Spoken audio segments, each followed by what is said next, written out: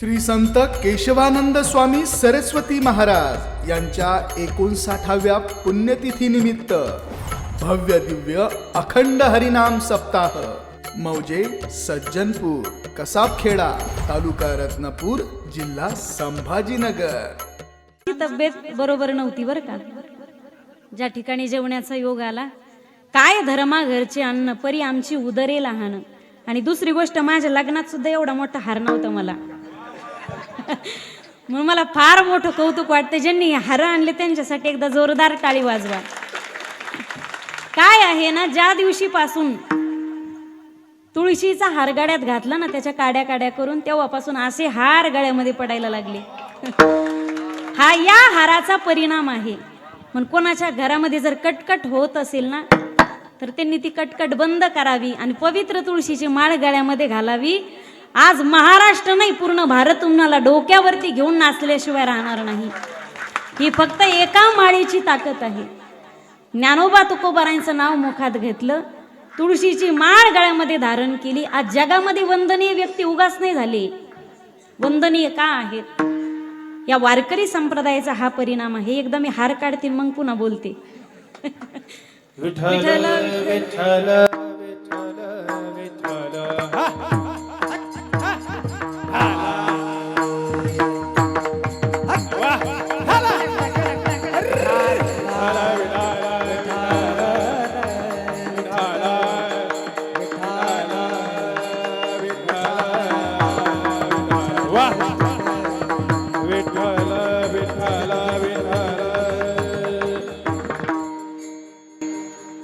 यह दरबार है ज्ञानेश्वर भगवान का, यहाँ दर्द दुख मिटाए जाते हैं। अरे दुनिया के ठुकराए हुए लोग यहाँ सीने से लगाए जाते हैं। वारकरी संप्रदायाची ताकद आहे। 2 चरणाचा अर्थ मी तुमच्या समोर सांगितला, 2 चरणाचा अर्थ सरळ सरळ सांगते। जीवनामध्ये तुम्ही सत्य बोले मुखे दुखवे अनेकांचे दुःखे, जीवनामध्ये तुम्ही सत्य बोलत असाल तर ही विष्णूची महापूजा आहे। दुसऱ्याला दुःख झाल्यानंतर जर तुमचं अंतःकरण वितळत असेल, पाझरत असेल, तर समजायचं आपण सज्जन आहोत आणि हीच भगवान परमात्म्याची खरी सेवा आहे। पण जीवनामध्ये जर कोणाचं चांगलं करता आलं तर करा, नाही करता आलं हरकत नाही मायबाप, पण कुणाचं वाईट करण्याचा तरी प्रयत्न करू नका। भला किसी का कर ना सके तो बुरा किसी का मत करना, पुष्प नहीं बन सकते तो तुम काटे बन कर मत रहना। जीवनामध्ये जर तुम्ही सत्य बोलत असाल तर समजायचं ही भगवान परमात्म्याची महापूजाच आहे। सत्य बोलणं हे अत्यंत कठीण आहे। सत्य बोलावं पण कोणाचं मर्म भेदी नसावं। साच आणि मवाळ मितुले आणि रसाळ, शब्द जैसे कल्लोळ अमृताचे। जीवनामध्ये जर तुम्ही हे तत्व सांभाळले तर तुकोबाराय सांगतात तुमची सेवा भगवान परमात्म्याच्या चरणी रुजूच होते। मला अर्थच फक्त सांगू द्या। निश्चयाचे बळ तुका म्हणे तेची फळ। जीवनामध्ये जर तुम्ही निश्चय केला तर तुम्हाला काय शक्य नाही। एक शेवटचा दृष्टांत आणि याच ठिकाणी जय विठ्ठल। जीवनामध्ये फक्त तुम्ही निश्चय करू शकता। जीवनामध्ये जर तुम्ही निश्चय केला ना, ठाम निश्चयावरती जर तुमच्या असल्या, तर तुम्हाला तुमच्या ध्येयापासून कोणीच परावृत्त करू शकत नाही। लहरों से डर के नौका पार नहीं होती और कोशिश करने वालों की कभी हार नहीं होती। मंजिलें तो उन्हीं को मिलती है जिनके सपनों में जान होती है। मंजिलें तो उन्हीं को मिलती है जिनके सपनों में जान होती है। अरे पंखों से कुछ नहीं होता, हौसलों में उड़ान होती है। तुमचे इरादे जर पक्के असतील, तुमचं ध्येय जर निश्चित असेल, तर तुमच्या ध्येयापासून तुम्हाला कोणी परावृत्त करू शकणार नाही। एक मुलगी अत्यंत सुंदर होती, रेल्वेच्या प्रवासाला निघाली। फक्त 2च मिनिटे घेईल तुमचे, घेऊ का? रेल्वेच्या प्रवासाला निघाली, प्रवासामध्ये एकटीच होती। मुलगी दिसायला सुंदर होती, काही समाजकंटकाची नजर तिच्यावरती पडली आणि त्या समाजकंटकांनी तिला छेडण्याचा प्रयत्न केला। पोरीला लक्षात घेतला, आपण एकटे आहोत, आपला प्रतिकार काही जास्त वेळ चालणार नाही। यांच्या हातून आपण उद्ध्वस्त होण्यापेक्षा आपण आत्महत्या केलेली बरी। धावत्या ट्रेन मधून पोरीने उडी टाकली आणि उडी पटरीवरती पडली। पाठीमागून दुसरी रेल्वे आली, तिचे पाय तुटले गेले, धडे एका बाजूला गेले, पाय एका बाजूला गेले। रात्रभर कडाक्याच्या थंडीमध्ये तिचा तो देह रक्तबंबाळ झालेला तसाच पडून राहिला। पोरगी बेशुद्ध पडली। सकाळी माणसं जमा झाली, अरे कोण आहे, आत्महत्या केली वाटतं। पोरीच्या जवळ गेले, पोरीचं पाहिलं तर पोरगी जिवंत होती. नशीब रात्रभर रक्ताच्या थारोळ्यात तिचं शरीर पडलं तरी सुद्धा पोरगी जिवंत होती. तिला हॉस्पिटलला ऍडमिट करण्यात आलं. तिच्या खिशामध्ये ऍड्रेस किट होती. तिच्या आई वडिलांना घरी कळवलं. तात्काळ आई वडील हजर झाले. ज्यावेळी आईने आपल्या पोटचा गोळा ICU मध्ये पाहिलं ना बेशुद्ध, आईने हंबरडा फोडला, भगवंताचा धावा केला, देवा अरे काय माझ्या ताईच्या जीवनामध्ये चूक झाली होती, काय गुन्हा केला माझ्या ताईने देवा.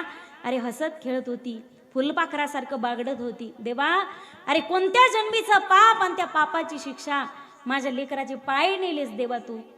आता अपंग शरीर घेऊन माझी ताई जाणार कुठं. पण दुसऱ्या क्षणाला आईला पश्चाताप झाला. देवा भले माझ्या ताईचे पाय तू नेले असतील ना, पण रेल्वे खाली तिला जिवंत ठेवलं. देवा उपकार आहे तुझे माझ्यावरती. एक विनंती माझी मान्य कर देवा, माझ्या ताईला पुन्हा स्मृती येऊ दे, तिला हसू दे, तिला खिळू दे, पुन्हा तिला फुलपाखरासारखं बागडू दे. फक्त एवढी विनंती मान्य कर.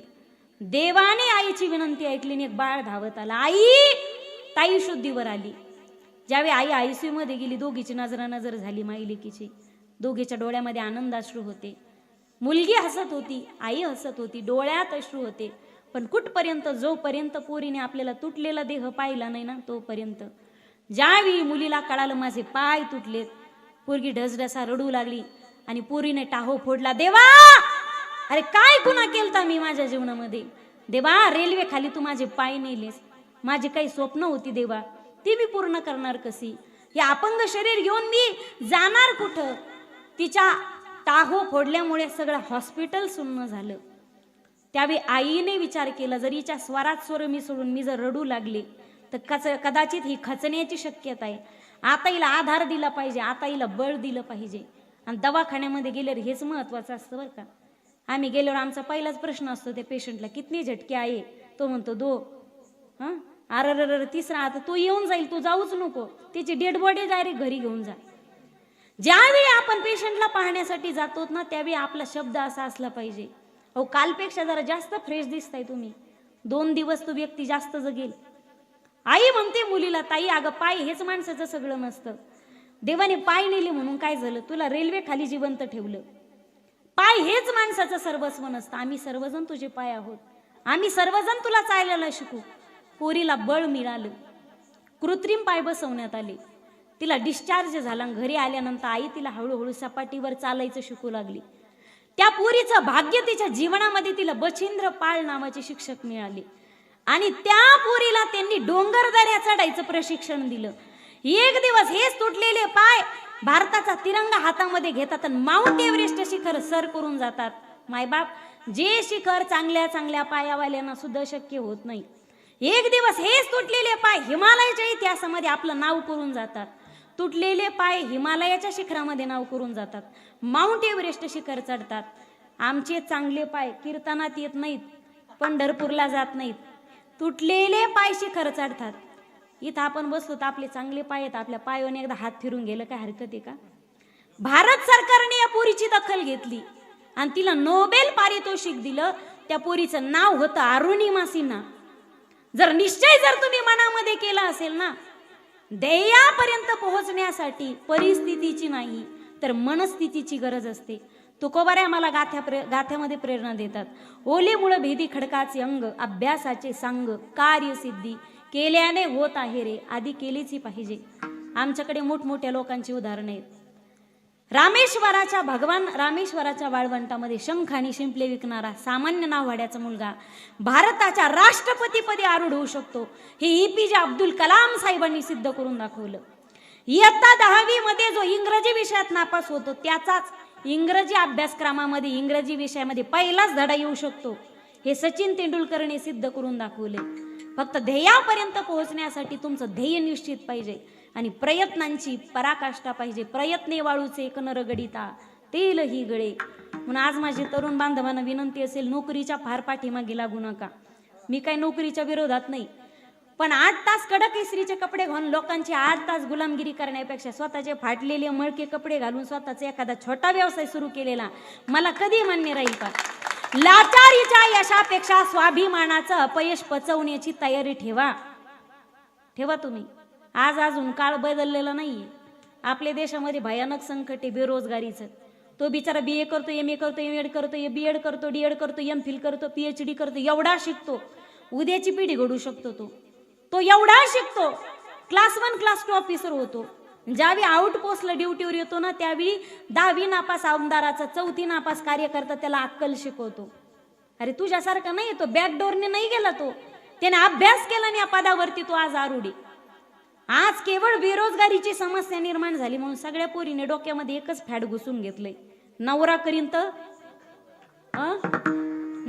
तर यांच्यापेक्षा यांच्या मम्या जास्त खतरनाक आहेत. मुलाकडे जमीन किती, जमीन अशी विचार त्या जणू यांची पोरगी सकाळी 7ला शेतात घुसल्यावर संध्याकाळी 5लाच बाहेर निघणारी. तिला अजून खुरप पकडता येईना शरद भाऊ, खुरप. एक दिवस सासूबाईने गहू खुरपण्यासाठी नेली. अर्ध्या तासानं सासूबाईच्या लक्षात आलं हिनं गवत जागीच ठुलं, गहू उपटून घेतला. मग सासूबाईंनी सांगितलं, सुनबाई तुम्ही झाडाखाली बसा, मोबाईलवर व्हॉट्सअपवर अभ्यास करा, काम मी करते. अजून योगेश दादा तिला घासातला मी तिथला फरक कळना. एक दिवस महाराज लोक घरी येणार आहेत, सासऱ्यांनी सांगितलं सुनबाई जा आणि मेथीची भाजी घेऊन या. तिनं मेथी समजून आम्हाला घासगवत खाऊ घातलं. हे काय दिवे लावणार आहेत बरं? तो शिकलेला पाहिजे, तो पोस्ट ग्रॅज्युएट आहे, तो डबल PG आणि KG 2 वर्ष बसली. काहीतरी वेळ जमल का? काही कम्पेअर होईल का? तो डबल PG 2 वर्ष.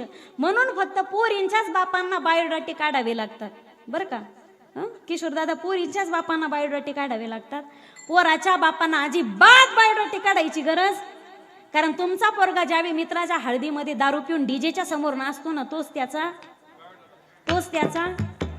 माझ्या दादांना आपलं होईपर्यंत तरी नीट राहा. अजून परिस्थिती अजिबात बिघडलेली नाही बरं का.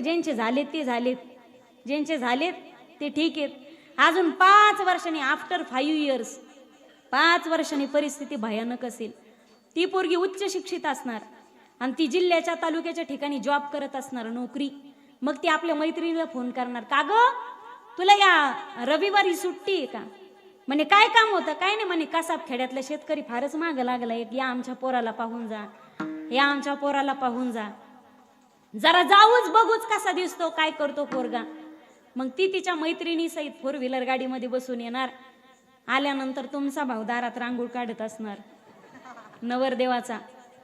ती घरात येणार, सोफा सेट वरती बसणार. हा नवरा मुलगा पहिल्यांदा पाणी घेऊन जाणार, 10 मिनिटांनी पोहे घेऊन जाणार आणि ती याला प्रश्न विचारणार, का रे नाव काय, शिक्षण किती, तुला घरातली कामं धामं येतात का, लेकरं बाळा सांभाळशील का झाल्यावर? कारण ती डबल PG डबल ग्रॅज्युएट आणि हा LLMP लटक के मॅट्रिक पास. मग ती जॉब करणार आणि हा लेकरं सांभाळणार. तुम्हाला पटतंय का? माझ्या दादांना पटतंय का? पटत नाही. यांच्या हातातलं गुलाम जर तुम्हाला व्हायचं नसलं ना तर आजच सुधारा. आजपासून जे काही व्यसन असतील सोडून द्या. ज्यांचे राहिलेत नोकरीच्या मागे लागू नका, अभ्यास कराकडे शिका भरपूर, पण एखादा छोटासा व्यवसाय सुरू करा आणि स्वतःचं एक वेगळं अस्तित्व निर्माण करा. स्वतःची एक वेगळी ओळख निर्माण करा. तुमच्या ध्येयापासून तुम्हाला कोणीच परावृत्त करू शकत नाही. निश्चयाचे बळ तू का म्हणे तेच फळ. झालेली सेवा या ठिकाणी परमात्मा चरणी, प्रभू चरणी समर्पित करून याच ठिकाणी सेवेला पूर्ण विराम देतो. ना तरी बालक बोबडा बोले, का वाकुडा विचुका पाऊले, ते चोज करुणी माऊली रिजे जेवे तरी नेऊन ते परते अधिक ते सरते करुणी घ्यावे. हे तुम ते विनोद से पायाच्या प्रसादे, काही बोलिलो विनोदे, मज क्षमा करणे संती नवेंग भूत युक्ती नवे घा उपदेश, तुमचे बडबडिलो शेष तुमच्या कृपेचे पोसणे जन्मोजन्मी तुका म्हणे. या ठिकाणी सर्वांना धन्यवाद देते. सर्व महाराज मंडळी उत्तम साथ दिली. त्याचप्रमाणे मला वाटतं यूट्यूब चॅनल मराठी हॉटस्पॉटच ना, मराठी हॉटस्पॉटचे सर्व या ठिकाणी आमचे शरदजी भाऊ या ठिकाणी हजर राहिले. त्यानंतर कीर्तनाचं चित्रीकरण करण्यासाठी 2 तास आमचा अरविंद दादा उभा होता बरं का. पण सगळं लक्ष कॅमेऱ्याकडे होतं ना. त्यांनाही धन्यवाद. आणि विशेष तुम्ही एवढी सगळी प्रेमळ मंडळी, तुमच्या दर्शनाचा योग मला ज्यांच्यामुळे आला ते महाराष्ट्रातील ख्यातनाम कीर्तनकार, वारकरी संप्रदायामध्ये ज्यांचं मोठं नाव आहे ते हरिभक्ती पारायण परम आदरणीय योगेशजी महाराज यांना मी या ठिकाणी धन्यवाद देते. कथेला पूर्णविराम. ज्ञानेश्वर माऊली. श्री संत केशवानंद स्वामी सरस्वती महाराज यांच्या 59व्या पुण्यतिथीनिमित्त भव्य दिव्य अखंड हरिनाम सप्ताह मौजे सज्जनपूर, कसाबखेडा, तालुका रत्नापूर, जिल्हा संभाजीनगर.